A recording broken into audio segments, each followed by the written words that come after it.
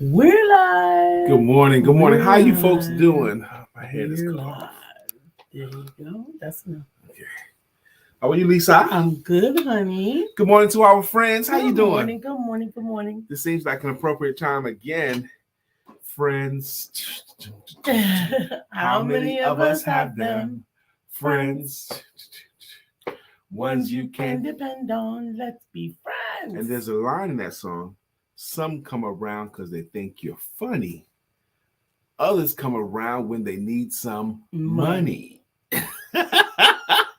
We're going to talk about today. We're going to talk about your friends and your money. Loaning it, giving it, borrowing it, maintaining the friendships behind it.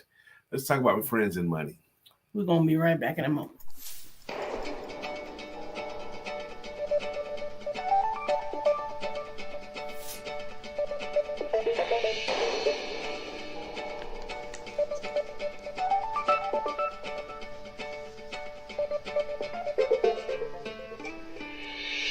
Good morning, my name is Brian McNeill. And I am Lisa Santiago McNeill. And thank you for joining us on our show, Let's Talk About It. We come to each Monday through Friday right here on the SIBN network, on iHeartRadio, YouTube, TuneIn, as well as Facebook Live. Good morning. Good morning, good morning. Like. Good morning, Miss Phyllis. Good morning, Judy. We look forward to your input today. Today we're going to be talking about an interesting topic. Yeah, Your friends and your money. We never covered this subject on our show before. But maybe Miss Phyllis and maybe Judy, maybe you two have never had a friend of yours ask to borrow money before. Mm-hmm. Oh, that must be Miss Phyllis coming on a different way. Okay. Well, go ahead. Maybe you never had a friend ask to borrow money from you, or had someone ask you to give them some money. Maybe you've never had a friendship compromised because of money.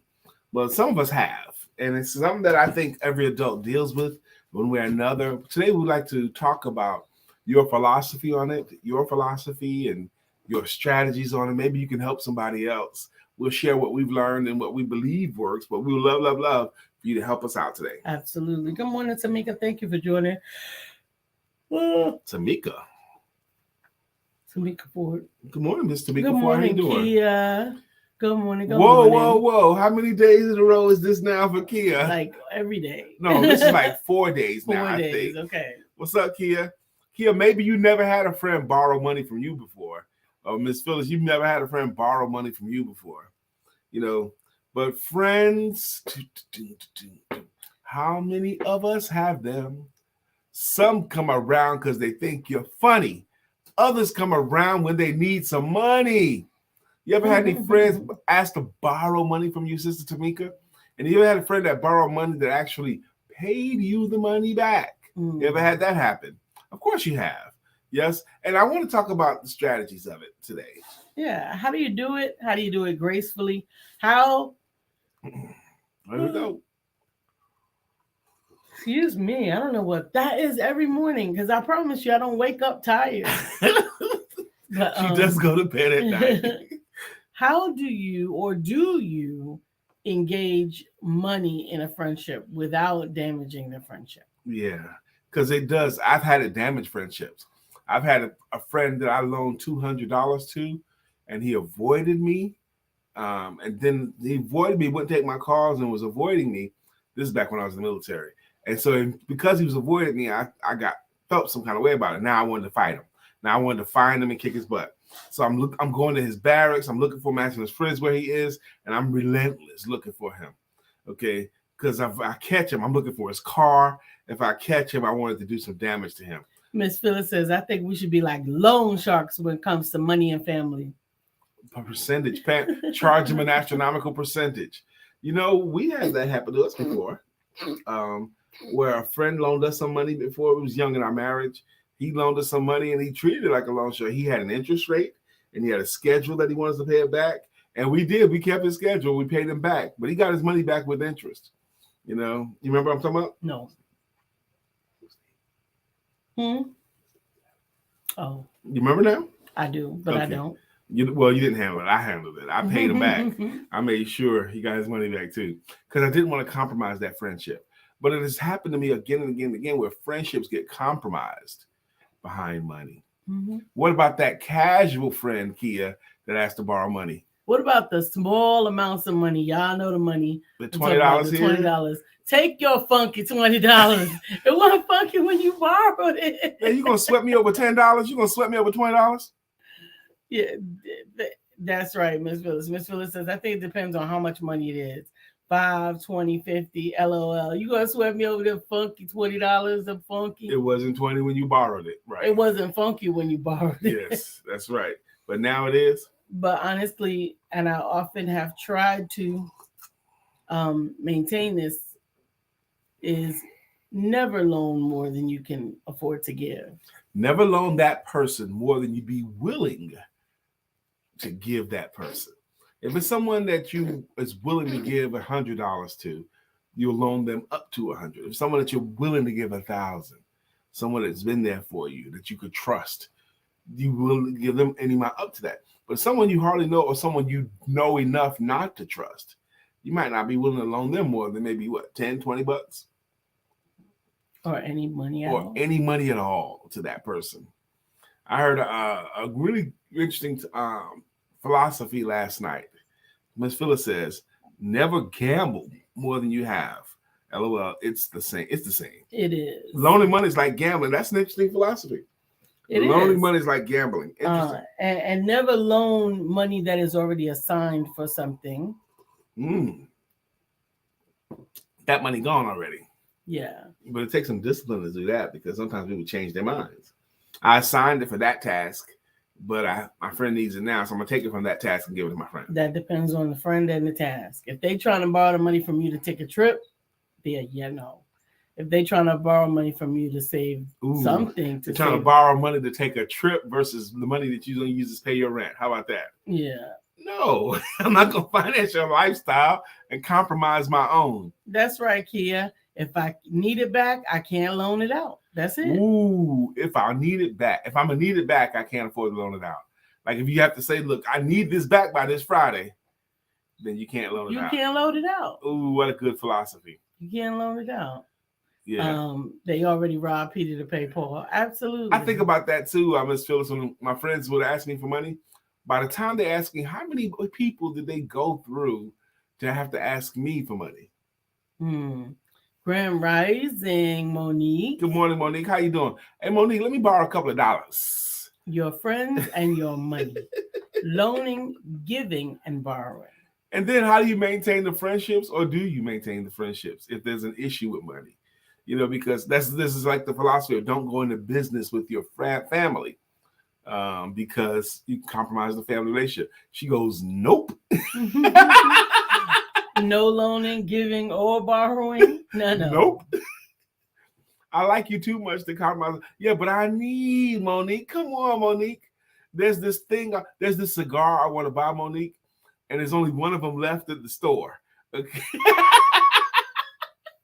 And if you don't loan me this $80, I won't get this cigar, Monique.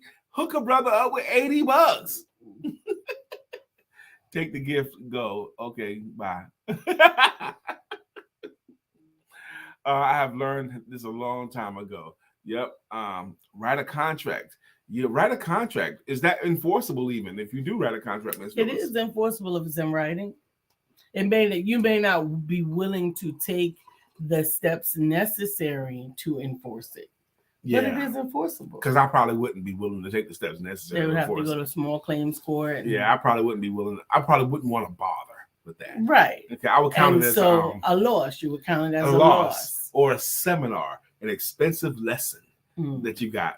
Dr. Deborah's in the hizzy. Good morning, Dr. Deborah. Shirley DeJohnette White made an appearance. Good morning to you. We talk about your friends and your money. Your money and your friends.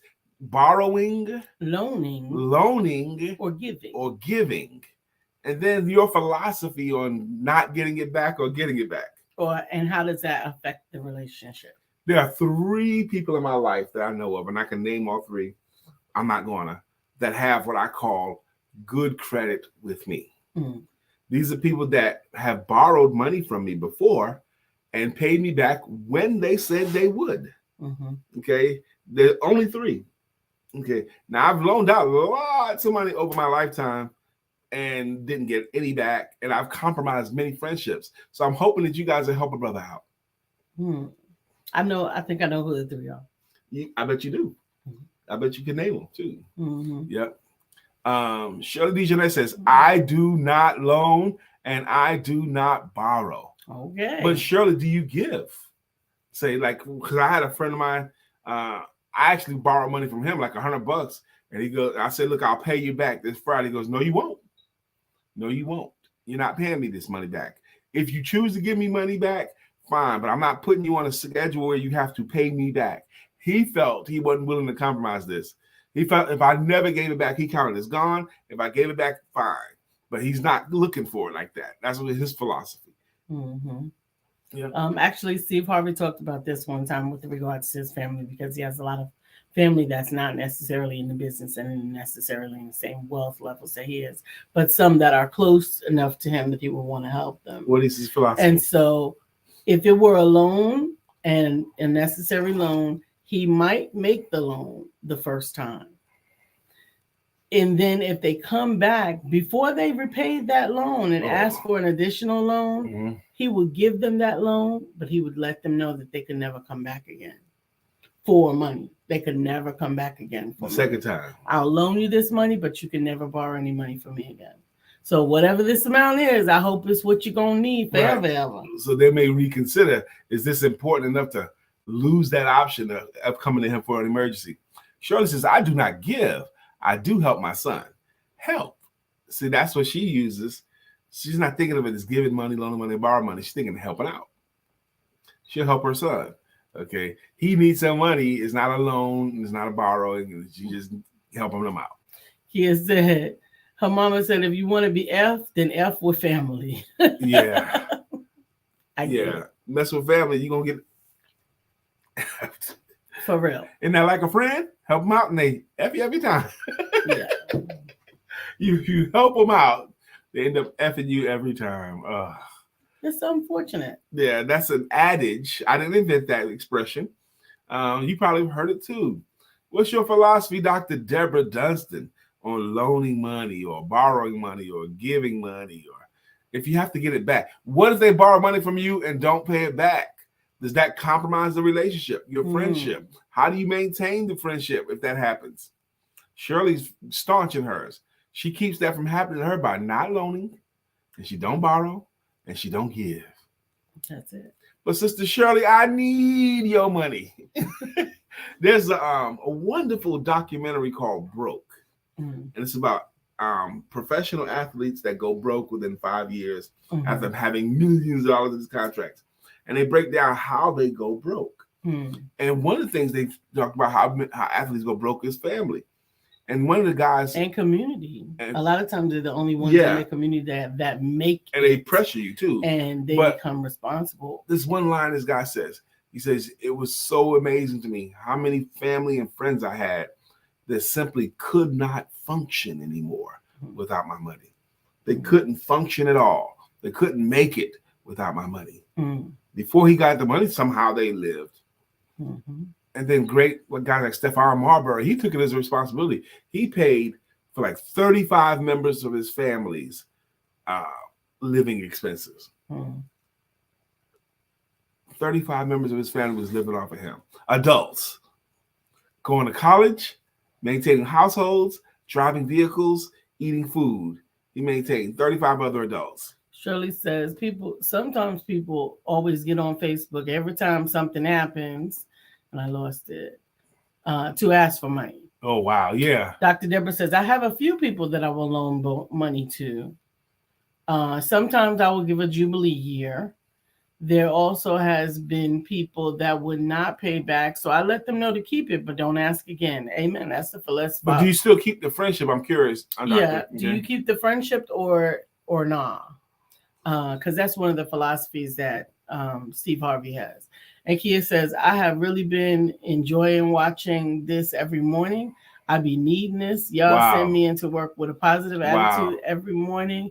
Thank you guys so much. Bless you, Sister Kia. Bless you even for saying that. Amen. And so if you feel like that because of the show today, Kia, the show is for you. Absolutely. It's for you.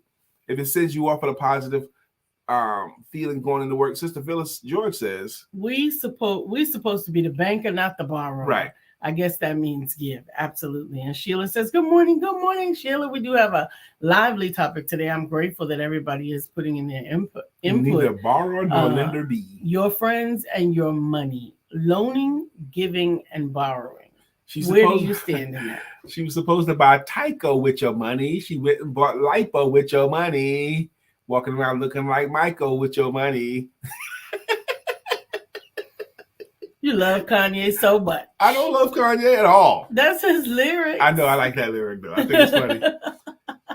18 years. 18 years. And find out it wasn't even his. Whoa!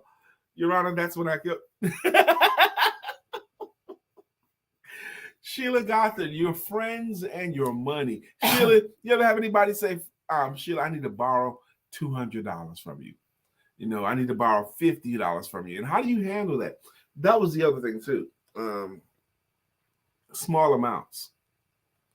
$50 here, $20 there. Those people, what do they need the money for that $50 would rescue them from? Or $20 would rescue them from? What is it? Is it gas or something? What? Phyllis says, it happens. 18 years. It does happen. And that's dreadful. That's dreadful. Oh. What do they need the money for? So I think a lot of times, at least back when I was in corporate, right?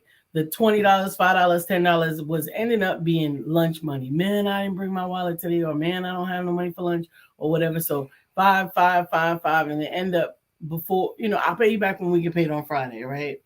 So that accumulates over the time. And then on Friday, they don't realize that by Friday, they owe you $50 or $75. And now they want to dodge you because you going to sweat me over that little lunch money.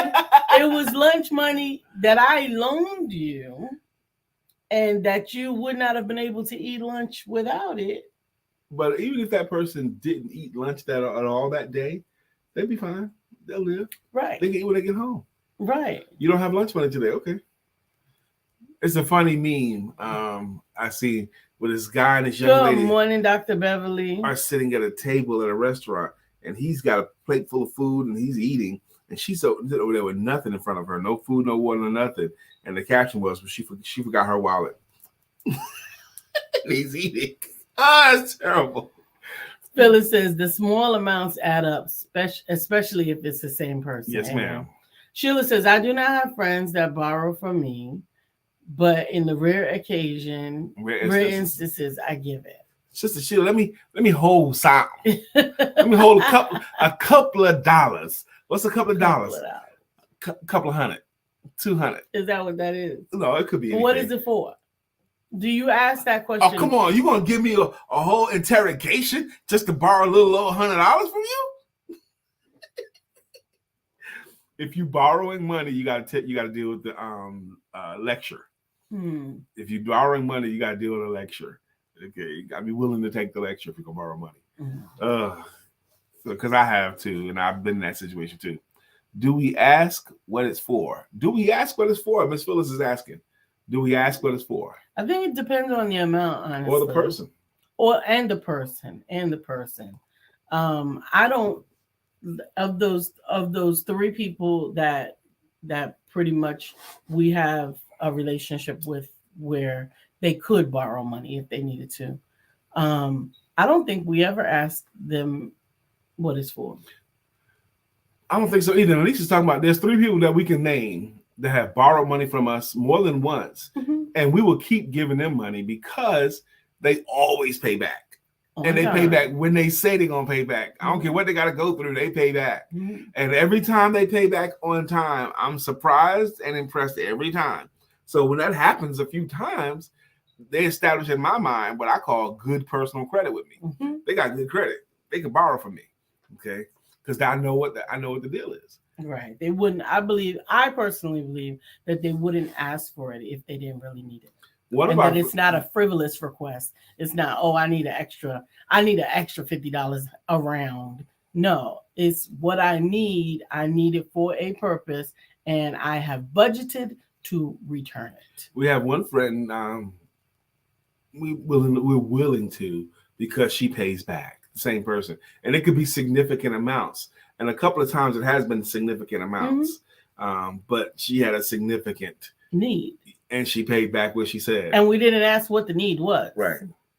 But we didn't have to. I call it a significant amount, over $1,500, over $2,000. Right. Those are significant amounts.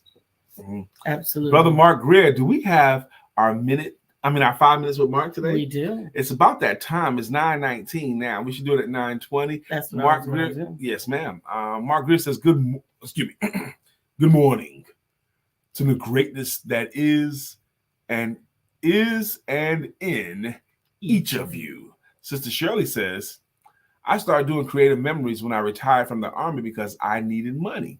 Still creative memories consultants and forever ambassador, and that is my extra money. Is there such a thing as extra money? Because it's been said before, there's no amount of money that you can earn that you could not outspend. Because you can. What happens is your expenses rise up to meet your money. Okay, but then there's other people that are disciplined, like Warren Buffett, who still lives in a modest home, one of the richest men on the planet. Well, I was very disciplined in my first, I want to say in my first 5 years of moving to Charlotte.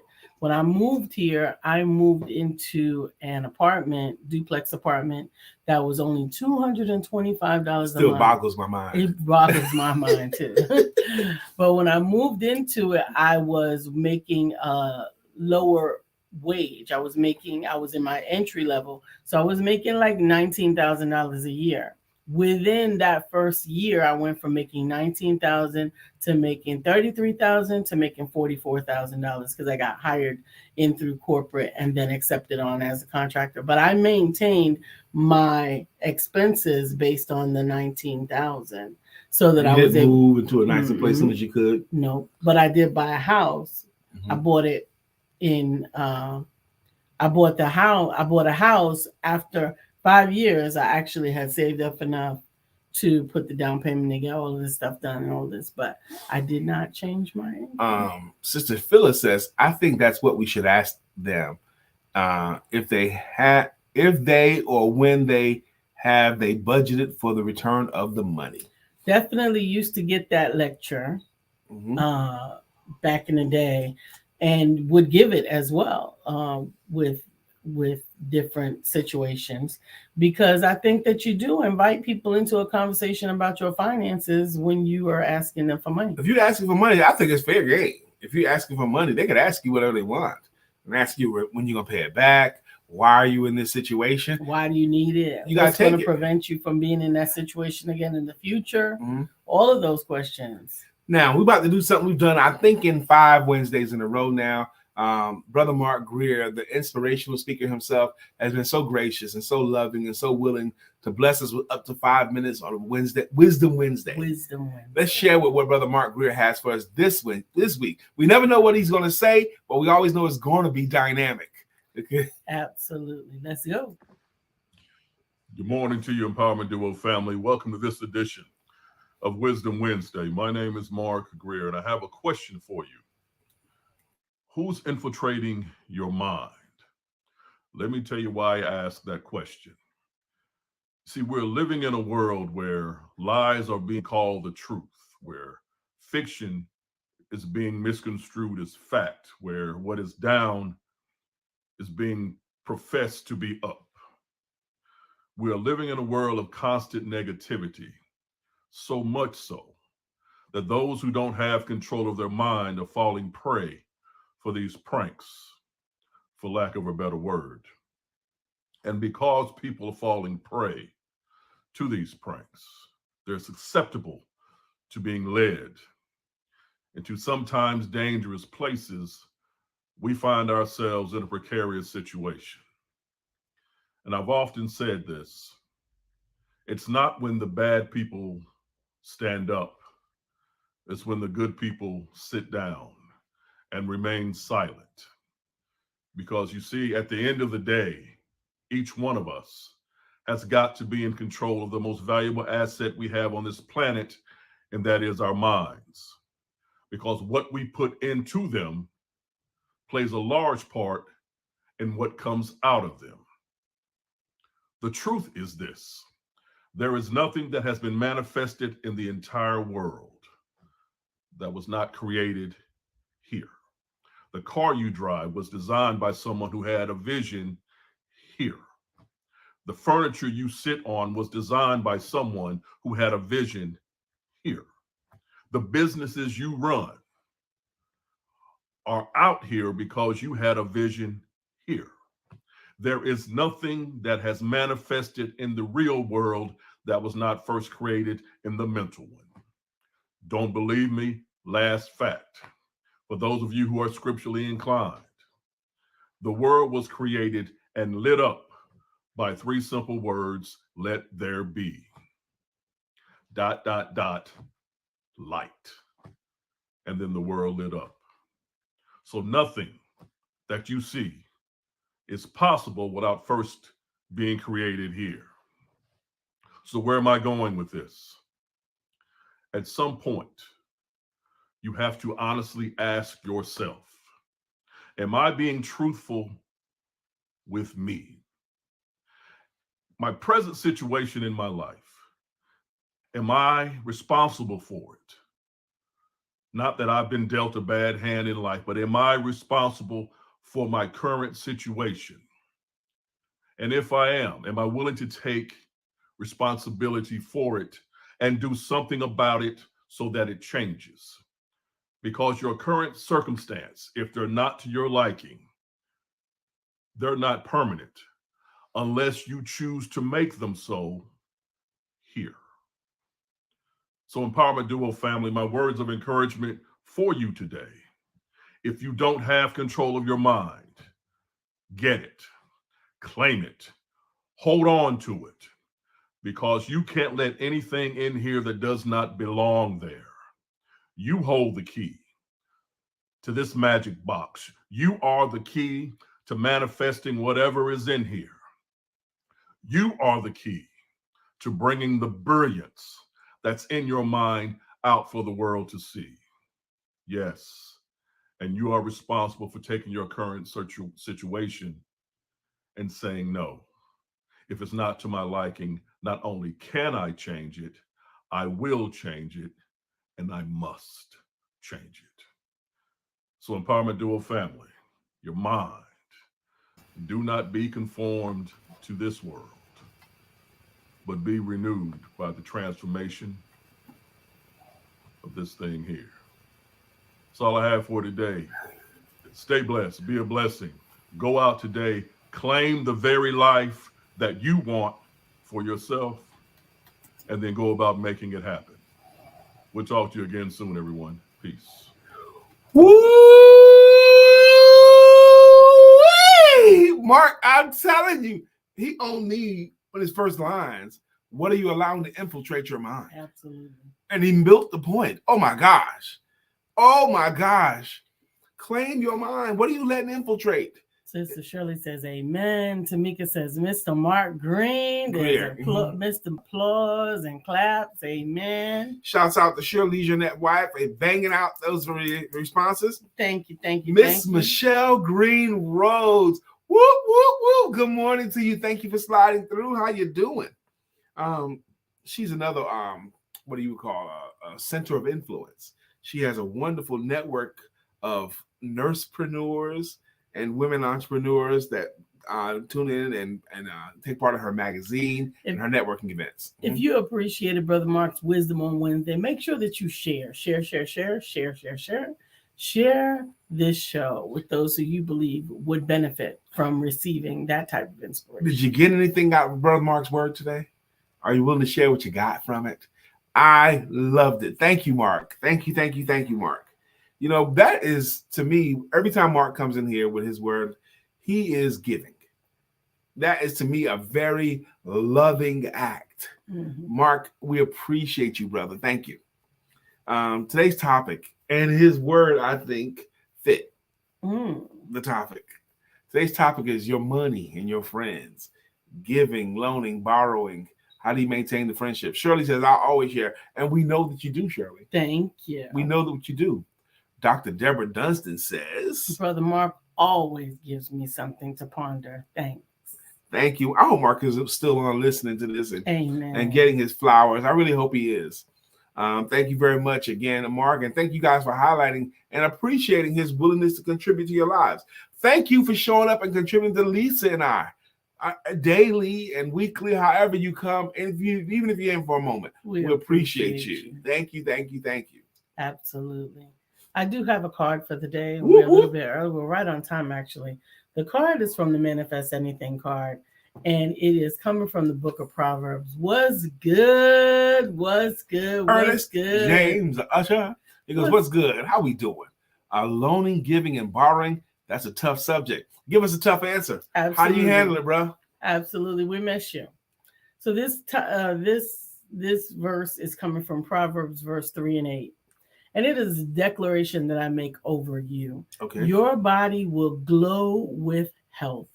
Your very bones will vibrate with life. Amen. Wow. Where did it come from? Proverbs 3 and 8. And read it one more time, please.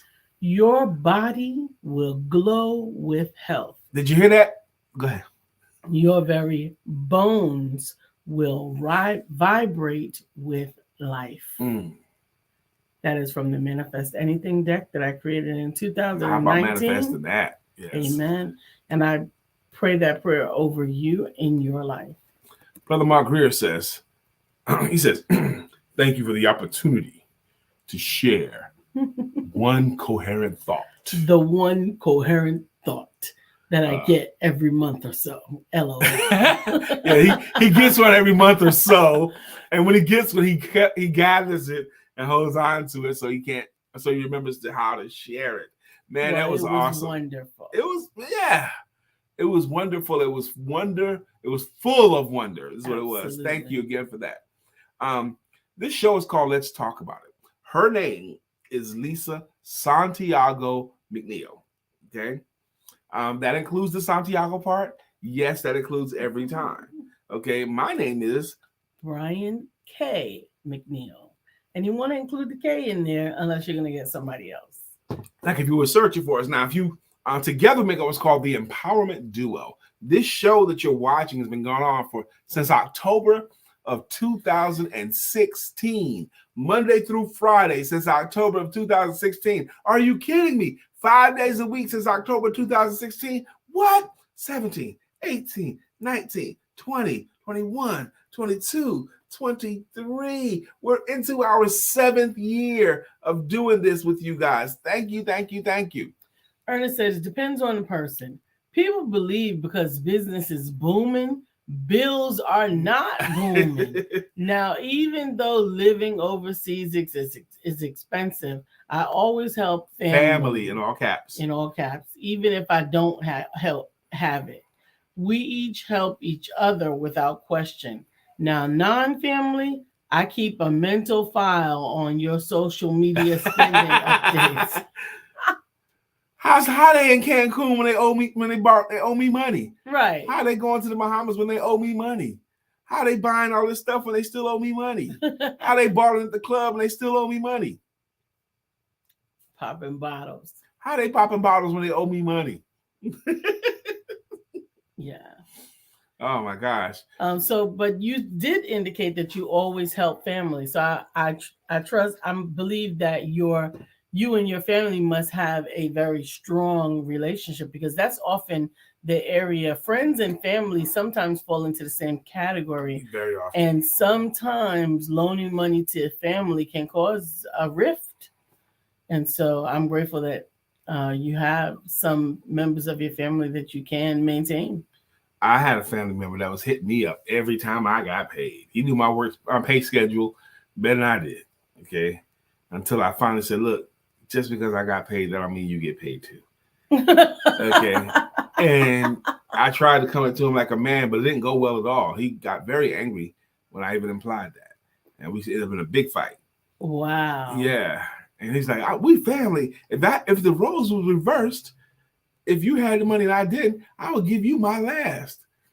But the point is, the roles won't ever be reversed, and you never gonna. Anyway, it was terrible. Yep. Brother Ernest also says, family is not a loan, but a gift for us. I don't loan family because I don't want it back. It's easier that way to keep the love. Absolutely. Yes. That was one of the things that we said earlier on. There are some instances where just giving the money is better. Yep. And it protects the relationship. Because it can compromise relationships more than anything. Mm-hmm. More than anything. In the player's manual, I know, Mark Greer's put up his player's manual. I put mine up too. Ernest has put his up too. But there is a manual that all us former players we've had, okay? But the player's manual, I think it's on page 6. Good morning, it Dr. says, Beverly. when you want to end a JD. relationship with a woman, here's how you end a relationship with a woman. Borrow money from her. That's how you end the relationship. It's in the player's manual. Anyway. Borrow money. You don't believe me? Okay. Anyway, good morning, Ronnie. Ronnie says, I've been on both sides. Oh, good morning, Mr. Ronnie to Evans. share ways they can learn to budget. Amen. Give a man the fish, feed him a day. Teach a man how to fish, you feed him for life. Amen. Amen. Amen. So, okay, now look at what Brother Ronnie says. He uses this as an opportunity that they can learn to budget. He will give the lesson. They're asking him for money. They're signing up to take a course. They're signing up to learn, at least have some questions about your budgeting, how to prevent this from ever happening again. That's what he's raising his hand, saying he's willing to do. Brother James Brown, you helped me in need. Amen. Yes, we have, but no problem, because you got good credit. And because we're family. And because we family. Absolutely. Ernest laughing about that. He says, that's right. He ain't lying. It's on page 6, paragraph 2. Exactly. Page 6, paragraph 2. If you want to end the relationship, but you don't want to seem like a butthole or nothing, borrow $100 from her and not pay it back. That relationship is over. That is horrible. DMX said when they start catching feelings is when he starts stealing their stuff. That's how he gets out of that. Remember DMX? I remember DMX, of course, but I don't remember that statement. He goes, so they start catching, it's in the song, what these blanks want from a blank. So they start catching feelings, I start stealing their stuff. That's terrible. Yep. Ronnie Evans says, amen. Amen. So, Ronnie, let me borrow a couple of $100. You need $200 from me, Brother Brian? Yeah, Ronnie, I need $200. Any particular reason you need this money?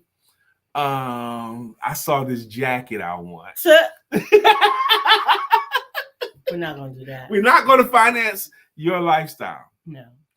I knew a young lady when I was an over-the-road salesperson, and she was friends to one of the salespeople's friends. And she invited us over to dinner. Her house was laid out. She had everything nice cribbo, but she hadn't had a job in years. How did she live? You know how she lived? I'll give you one guess. No. You don't want to guess? No. You want me to tell you how she lived? If you feel the need. She lived off of men. Men that wanted to date her, men that wanted to be seen with her and all that stuff. So she had her bills paid, car paid, and furnished out everything off of men. And they kept coming with more and more gifts. And she figured out her game to live her life off of men. She wasn't the first one to ever do that. She's not the first person to ever do that. There was some men, I was for about a year and a half, that guy that lived off of women. I lived like that from like 29 to 30, 31, something like that. Whoa. Yeah, I did. But that was one of the things that I remember my grandmother would say.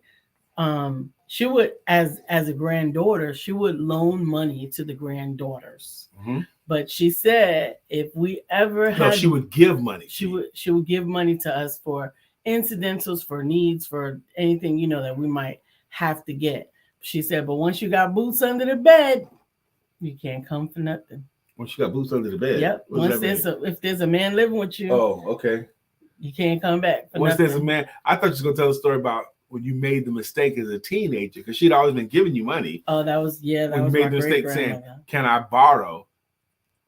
Well, my great grandmother, we used to have to go. My great grandmother lived on the 10th floor in the building.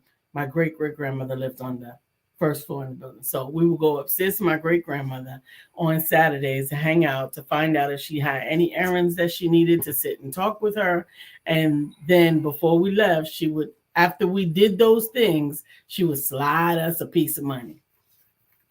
Well, in my grownness at the age of 10, I thought I don't really have time to wait for all of this coming and going and fiddling and faddling and going to the store and all of that.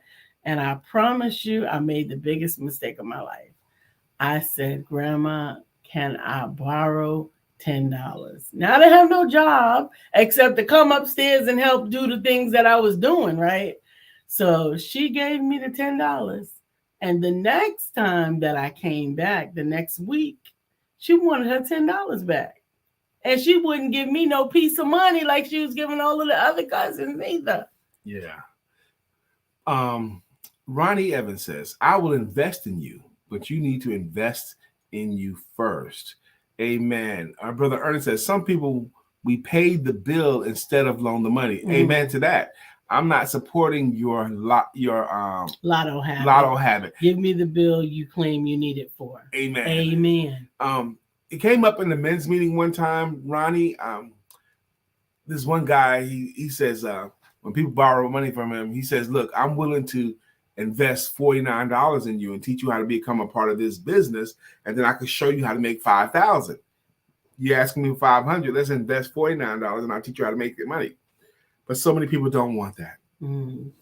Dr. Deborah said, I had somebody get angry with me because I refused to loan them money for a smart TV. Come on. I refused because it was a luxury, especially since my 2 TVs are dumb and I'm still okay. Yeah. Okay. Think about that. Now they're getting angry with Dr. Deborah Dunstan because she wouldn't loan them the money so they could buy a smart TV. Oh, the gall of you to get angry with me for not loaning you money. The nerve of you to be angry with me. Yeah, I'd be apoplectic about it. Yeah. Okay. You know, oh man, this is going to take us in a different area. But people that stand on the road asking for money. Mm-hmm. I've heard it said before, they think they're getting money for free. Mm-hmm. But who's working harder for their money? Mm-hmm. Who stands out there day and night in the rain and the sun asking for money? Shirley says, I do not blame you, Dr. Deborah Dunstan. I know that's right. Yeah. Like you and your non-TV having won't have my money to buy a smart TV. Can I have that slipper back? Yeah. Thank you. Okay. All right, so it's 9:41. It's time for us to thank you guys the way we thank you on our show. The way we thank you. With greeting songs and with greeting logos. I forgot, I didn't finish my thing before. The Empowerment Duo, 7 years in the game. This show, we talk about personal conversations, business information, spiritual inspiration. And spiritual inspiration. With a little bit of shenanigans thrown in. Together we have an express, I know. We have an express ministry, and our ministry is economic independence through entrepreneurship. That's what we talk about. That's what we're about. Okay. All right. Now, some of you guys have been rocking with us for a long time. Some of you guys are consistent contributors, and we like to thank you guys. Well, the way we do it here is with a greeting song or the greeting logo. Let's go from the top, please. I gotta read this. Sure. Ernest says, speaking of loans, you have to be careful traveling with broke people. Yeah. I'll let your ass starve because broke travel buddies will guilt you. Amen. Oh my gosh. Well, you don't know. It was all the money they had just to even go on the trip. They shouldn't have went, right, Ernest? If they couldn't afford to feed themselves on the trip. Hey, Ernest, can you buy my breakfast? You're going to be hungry. Can you buy my breakfast? Can you buy my lunch? You know, when are you going to eat? Shirley said, I dislike panhandlers. Miss Phyllis is laughing. I actually believe that a lot of the times it's by the spirit, because I definitely do often dislike the thought of a person just not actually trying any other way. I also realize that there's some circumstances where it's difficult to get up out of that circumstance. Like, how do you apply for a job when you don't have an address? You know, all those different things. They have systems. I was a part of a very, very thriving homeless ministry for 3 years in Greensboro under Pastor Kevin Webb. They have systems, how they live. They know where to go for breakfast, for lunch, and for dinner. They know how to stay out of getting warmth and how to get out of some rain. They have systems. How can some people be homeless for years? They have systems that they use where they sleep and all that stuff. They have networks. They have cell phones. They do have a system. Yeah. Dr. Beverly says money brings out the best of the worst of people, especially when it's being borrowed. What shakes me is when people call me or when they even have the nerve to text me and tell me they need to borrow money until a particular day. And I know their situation and I know that they don't have the means to pay me back. I simply tell them, wait till that day and do what you need to do. And then the same people befriend you just so that they can borrow money from you. Friends, some come around because they think you're funny. Others come around when they need some money. And Miss Phyllis said, make some chicken wings for the trip. Make you some chicken wings for the trip. You know, one time I was living alone and I had moved into a nice place in Greensboro and I got behind in my rent and they was going to evict me.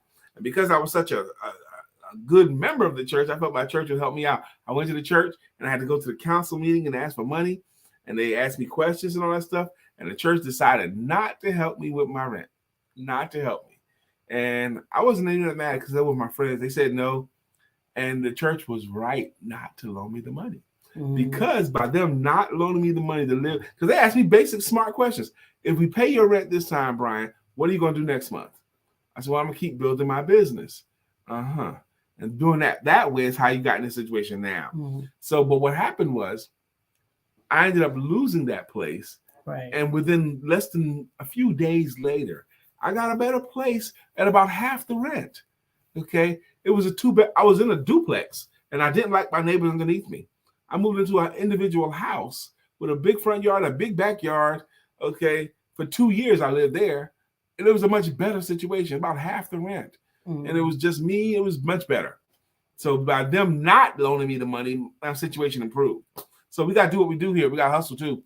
We're going to thank you guys the way we thank you guys. Miss Phyllis is up first today. She has a logo. Miss Phyllis is here. So clear the way. Miss Phyllis is here. Now we can all have a great day. Good morning, Miss Phyllis. Who's up next, baby? Miss Phyllis, Tamika. Good morning. Thank you for Tamika joining us. Kia on her way to work. Amen. Yesterday. I can't remember what it was. I came up with something yesterday. Tamika. Moni in the middle. Where she at? In the middle. Hey, Monique. Dr. Deborah Dunstan. Shirley DeJeanette. Wyatt will rock you. Rock you. Shirley DeJeanette. Wyatt will rock you. Rock you. Dr. Deborah Dunstan has a jam. Dr. Deborah, healing trauma and deliverance coach. That's our girl, Dr. Deborah Dunstan, going down. Who's up next, baby? Absolutely. It's Ernest James. Okay, Sheila. Sheila. Storms are. Come on. You got me. When you was going into Ernest and you tripped me up. Okay, let's start over. Sheila. Storms are brewing in her eyes. Oh. Okay, Ernest James Usher, he came up with some great lyrics, but it's to that Part-Time Love by Steamy Weather. Ernest James Usher. Ernest James Usher. Hey, Dr. Beverly. Dr. Beverly is on the show. Good morning, Dr. Beverly. My voice seems to be coming back a little bit. Brother Mark Greer is here. Mark Greer has a jam too, and it goes, so wide you can't get around it. So low you can't get under a hat. So high you can't get over it. Mark Greer is under a groove. He's getting down just for the funk of it. Mark Greer is under a groove. Nothing can stop us now. Ronnie Evans, you swing through here often enough. You deserve a greeting song, Ronnie Evans. Recommend a song that we can find your jam for. Ronnie Evans, we should be able to find something out of that. And we're grateful. Hey, JV, we're grateful that you're here as well. Trivoli Ellis came in the room. Good morning. Trivoli, life has new meaning to me. You got to share that with Stephanie, because Trivoli seems to work so well with that. Anybody else? Do we get everybody? I think we got everybody. She goes, hey, y'all. Good morning, Trivoli. Tripoli, let me borrow a couple of dollars from you, like a couple of hundred. How you handle that, Tripoli? Your friends and your money, when they want to borrow money from you, do you borrow? Do you give? Do you loan? How do you maintain the friendship when they won't pay you back? How do you handle it when you do loan them that $50, and then when it comes time to pay it back and you say, hey, man, you got my $50? And they say, oh, come on, man, you're not going to sweat me over a little funky $50, are you? A little hot $50. Tripoli said, I don't loan money. Amen. No mo, LOL. No mo, LOL. Facebook user says, you got me dancing. Hey, y'all, I think that's Judy. Oh, Judy, you're so fine. You're so fine. You blow my mind. Hey, Judy. Hey, Judy. You know, I know a lot of us like to say we don't loan money. We don't give. We don't loan. We've learned not to loan money because it's more important to maintain the friendship. But how do you handle it when they need it? Yeah, how do you handle it? When they it's Katrina. Hey, Katrina. Katrina? I don't know. Well, good morning, Sister Katrina. Thank you for joining us. Whoop, whoop. Give it. That's right. Just give it. Just give. It's not a loan. I tell you, he was older than me, and I said, look, I'll pay you back. No, you're not. No, you're not. Okay, I'm not putting on a loan schedule. It was more important to him to maintain the friendship than that money, and he could afford to do it, and he did it. Okay. Mm-hmm. Yeah, I tell you, sometimes I can't the dollar amount, and if they ask me the dollar amount and I can't do it, I feel so bad when I can't. Absolutely. Mm-hmm. So today is Wednesday. Evaluation day. How are you doing this week? So far this week, are you doing anything to build your business? Are you working on your business or just in your business? Absolutely. Are you working on your health at all? Are you taking that 30-minute walk? Are you choosing a healthier option from time to time? Oh, that's Kat D. She said from the salon, Katrina. What? Kat D? Good morning, Kat D. She has helped us both out in time. Because I remember the story about when you were looking for the office space, you were talking to her, you were visiting Yvonne and Martha. And she goes, you need an office space? Come with me. She didn't just say go talk. She says, come with me. And it took you to the place and helped you to get in your spot. That's it. I remember Kat D showing up. Look, I got a pickup truck. If y'all want to give out stuff and deliver stuff, she showed up with her pickup truck and backed it up. And we was able to throw stuff in her truck and move on. So she shows up.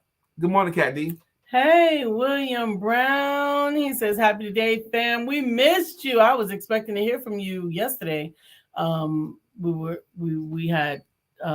was expecting to hear from you afternoon this time, but I know sometimes the time zone screws everything up. But he did pop in the room. So grateful that good you're morning here. To our friend Bill. Nobody thinks like you still. We love him so, and we always will. Our friend Bill. Sister Shirley says, I'm working my business and working on me. Amen. You were supposed to all the time. We got to get out of here, but thank you for joining us today. We appreciate you. A really lively discussion it today. Has been. Your friends and your money. Looking forward to talking to you guys on Thursday, and we will talk to you then. Don't forget to have sex.